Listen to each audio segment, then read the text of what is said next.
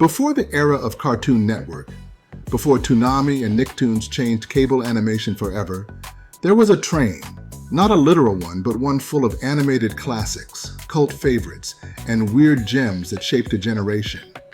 That train was the USA Cartoon Express. From 1982 to 1996, this programming block on the USA Network became one of the most influential animation showcases on cable TV. It introduced a whole new generation to the world of cartoons, not just through reruns of beloved classics, but also by developing its own original and exclusive animated series. Whether it was your after-school hangout, your weekend comfort, or your summer binge, Cartoon Express was always there. Let's dive into the full story. The creation, evolution, peak, fall, and legacy of USA Cartoon Express. A nostalgic ride that deserves to be remembered. Action, adventure, and all the rest on the USA Cartoon Express. Chapter 1. The Making of the Express. When USA Network launched its animated block in September 1982, it wasn't trying to compete with Saturday morning cartoon giants. It was trying to fill a void on cable TV. At the time, there wasn't a consistent national space for cartoons throughout the weekday. Cable TV was still finding its identity, and USA saw potential in kids' programming. Behind the scenes, USA executives worked out a licensing deal with Hanna-Barbera, who owned one of the largest cartoon libraries in the world. For relatively low cost, USA could air dozens of shows with instantly recognizable characters, all without having to produce anything new. The result was a daily block of animated content tied together by a memorable branding theme, a train that traveled through different cartoon universes. Each show was a stop on the journey. The iconic Cartoon Express theme song and bumpers stitched it all together, showing Scooby-Doo, Yogi Bear, the Jetsons, and many others riding or waving as the train passed by. The intro had a magical way of making it feel like all these characters coexisted in the same world. And with that, Cartoon Express left the station. Chapter 2. The Heart of the Block. Hanna-Barbera's Animated Library. For much of the 1980s and early 90s, Hanna-Barbera was the driving force behind the Express. USA Network gave daily visibility to characters that had once dominated Saturday mornings but had faded from TV schedules. Featured shows included The Flintstones, The Jetsons, Scooby-Doo Where Are You?, Yogi Bear, Quick Draw McGraw, Top Cat, Huckleberry Hound, Snagglepuss, Josie and the Pussycats, Laugh Olympics, Space Ghost, and the list goes on. For many kids growing up in the 80s and 90s, Cartoon Express became the place to discover Hanna-Barbera characters they never got to see during their original airings. The programming felt like a cartoon museum, but with full access. Chapter 3. Syndicated hits and secondary run rights. As the cable landscape expanded in the 1990s, USA Cartoon Express began adding shows that weren't from the Hanna-Barbera catalog. Instead, they began acquiring secondary run rights, the cable rerun licenses for popular syndicated and network cartoons that had either completed their initial broadcast or needed a second life. These weren't just filler shows. They were blockbusters, Teenage Mutant Ninja Turtles. By the early 90s, TMNT was a cultural phenomenon. While new episodes aired on CBS Saturday mornings, USA locked down the cable rerun rights, giving kids a chance to watch episodes every weekday. This was a huge get, and one of the most watched parts of the Express during its later years. The real Ghostbusters.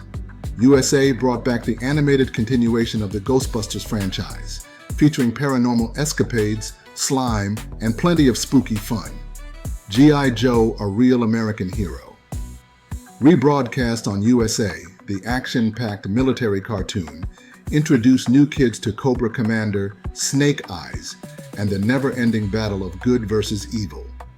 Inspector Gadget, the clumsy cyborg detective, and his loyal niece Penny made Cartoon Express even more fun with reruns of their misadventures.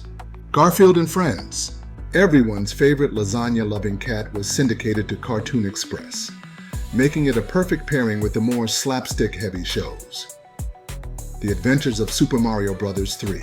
The series followed Mario, Luigi, Princess Toadstool, and Toad as they fought off King Koopa and his mischievous Koopalings across the Mushroom Kingdom and the real world. Heathcliff, Dennis the Menace, Fat Albert, Cops, Alf the Animated Series, and more were also featured regularly.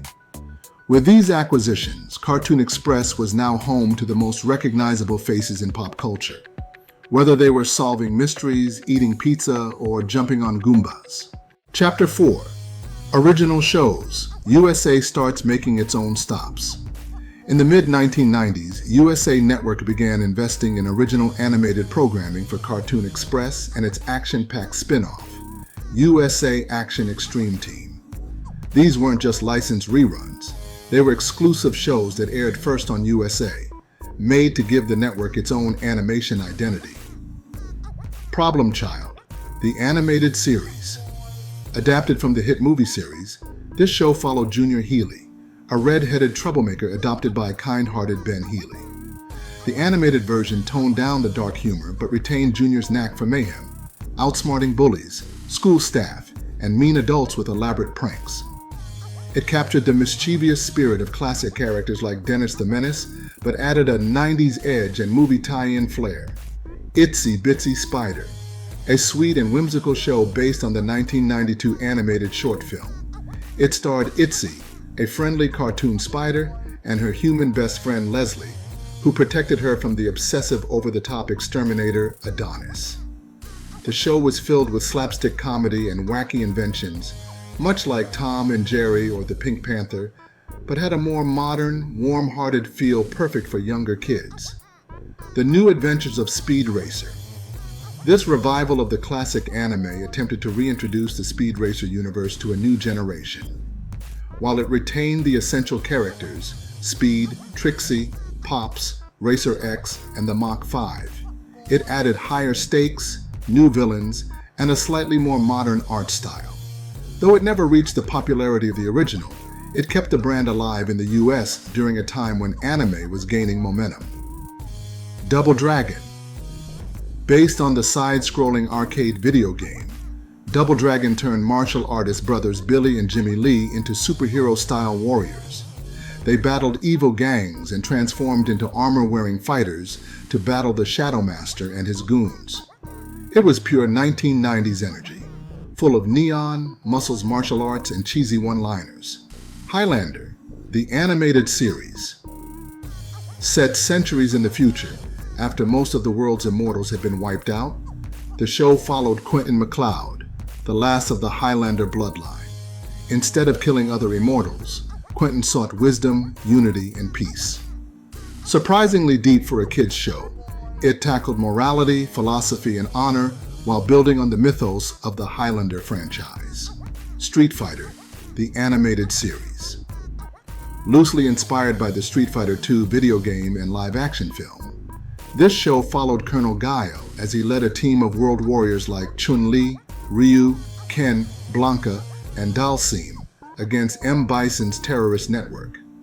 While heavily criticized for its writing and animation, it gained a cult following thanks to its meme-worthy lines and over-the-top action. Savage Dragon. This series adapted Eric Larson's Image comic superhero, a giant mohawked green cop with a fin on his head. As part of the Chicago police force, Dragon fought off mutant gangs and criminal overlords. The show aimed for a slightly older audience and dealt with more grounded violence and themes compared to most cartoons of the time. WildC.A.T.s, 1994. Based on Jim Lee's Wildstorm comic series, WildC.A.T.s focused on a secret war between alien races, the good guy Cherubim and the evil Demonites. The team included Spartan, Zealot, Grifter, and Voodoo, and blended science fiction with superhero themes. It had strong X-Men vibes and tried to tap into the Image Comics boom of the early 90s. Ultraforce, 1995. Another Image Ultraverse title brought to TV. This show followed a team of Ultras, superpowered beings, trying to maintain peace in a chaotic world. The show featured characters like Hardcase, Prime, and Prototype, all with comic book origins. While ambitious, it didn't last long due to weak ratings and a market saturated with superhero shows. Mortal Kombat Defenders of the Realm. While the Mortal Kombat games were known for violence, this cartoon had to walk a fine line. The show kept the core story of Earthrealm defending against Outworld, and featured familiar characters like Sub-Zero, Sonya, and Nightwolf. It had a serialized format and lore-heavy arcs, but network restrictions meant no fatalities or blood. Wing Commander Academy, based on the PC space combat games, this show followed young cadets in the Terran Confederation as they trained for war against the Kilrathi. Featuring voices from Mark Hamill and Malcolm McDowell, the show had smart writing, a serialized arc, and character-driven stories, making it one of the most mature shows USA ever aired. Chapter 5: The End of the Line. By 1996, USA Cartoon Express had come to the end of its route. The reasons were clear: Cartoon Network's dominance, with full rights to Hanna-Barbera's catalog, Nickelodeon and Fox Kids' growth, with original programming taking over kids' attention, USA shifting toward adult programming, like WWF Raw and original dramas. Action Extreme Team failed to match competition like Toonami and Kids WB. The final episode aired in 1996, and the block was quietly discontinued. Chapter 6: Legacy of USA Cartoon Express. Though it's gone, USA Cartoon Express laid the groundwork for modern animation blocks. It preserved classic characters for a new generation, gave a second home to syndicated greats, and took a chance on original animated programming during a crucial time in TV history. For many kids, it wasn't just a cartoon block. It was a ritual, a routine, a cornerstone of growing up. The train may have stopped, but its track still runs through the hearts of everyone who ever watched after school or during a summer morning. What were your favorite memories of Cartoon Express? Did you watch the Ninja Turtles or Super Mario Bros. 3? Felix the Cat, or any of the many other classic cartoons on USA Network? Drop a comment and let's ride the nostalgia together. A huge shout out and heartfelt thank you to our amazing Throwback Tier members: Peace by Chaos, Thecula, iCritic, Mary Jarrell, Jeremy Bowen, Mr. Blanks, and Sonic and Leighton Fan. Your support means the world, and you're helping keep the nostalgia alive in a big way. I also want to thank all the other awesome members who support the channel. Whether you're new or you've been rocking with us from the beginning, I appreciate every single one of you.